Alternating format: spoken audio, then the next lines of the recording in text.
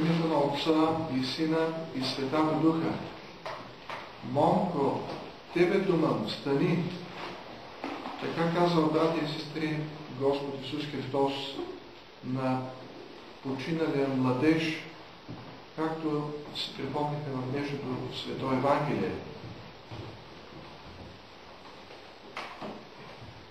Младежът веднага оживял, станал от ложето и започнал да говори. Прави впечатление, брати и сестри, че Господ Исус Христос говори на умрелия човек като на жив,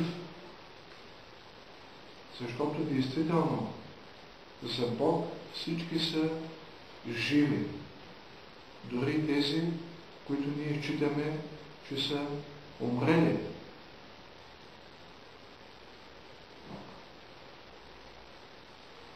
На друго място в Светото Евангелие Господ Исус Христос казва: в дома на Отца ми има много жилища.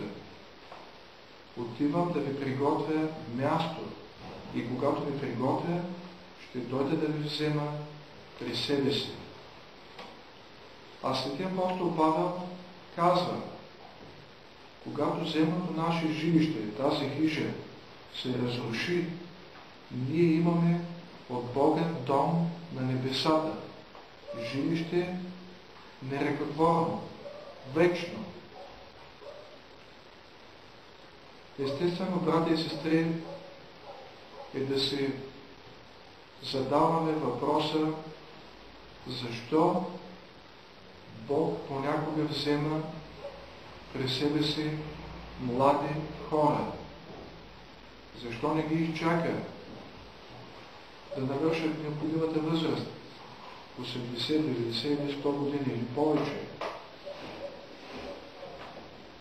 Бог взема, брати и сестри, тези, които вече са готови за Царството Божие.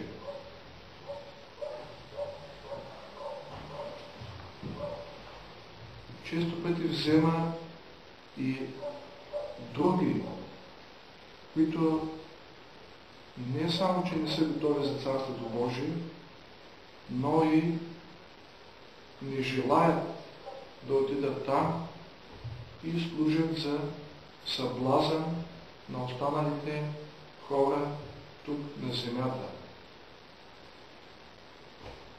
Затова, брати и сестри, понеже не знаем нито деня, нито часа, когато Бог ще извика и нас, нека да живеем така всеки ден, като че ли ще ни бъде последен. Да се стремим да не правим никакви грехове. И ако направим, веднага да се покаем на момента, на секундата. И да се опитаме да поправим грешката си, ако е възможно, доколкото е възможно. След това, вечер, когато си лягаме, ние не знаем дали ще се събудим сутринта. Или Бог ще ни извика в съня ни, както има често такива случаи, да преминем в отвъдния свят. Нека винаги вечер да си казваме молитви. И пак така да се премираме с Бог и с близките си. Сутрин, като станем, ние не знаем през деня какво ще стане, дали ще доживеем до вечерта. Затова сутрин също молитви към Бога. Бог да благослови нашия ден, да ни закриля, да ни пази, да ни помага. И най-вече от духовните изкушения, от силите на злото. И, както казахме, през целия ден, и както казва свети Серафим Саровски, мисълта ни да бъде насочена към Бога, доколкото е възможно, доколкото позволяват нашите човешки сили и нашето духовно ниво, състояние.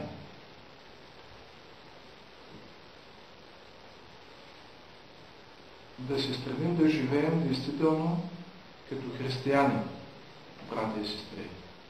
Всеки ден да четем от Словото Божие, от четята на светите, да размисляме върху прочетаното, да правим добри дела, защото това е нашето богатство на небесата, което можем единствено да вземем с себе си. Нали така казва апостола? Бог е любов и който пребъдва в любовта, пребъдва в Бога и Бог в Него. Но какво е това нещо любов? Нека и това да се припомня. Любовта е дълго търпелива, пълна с благост.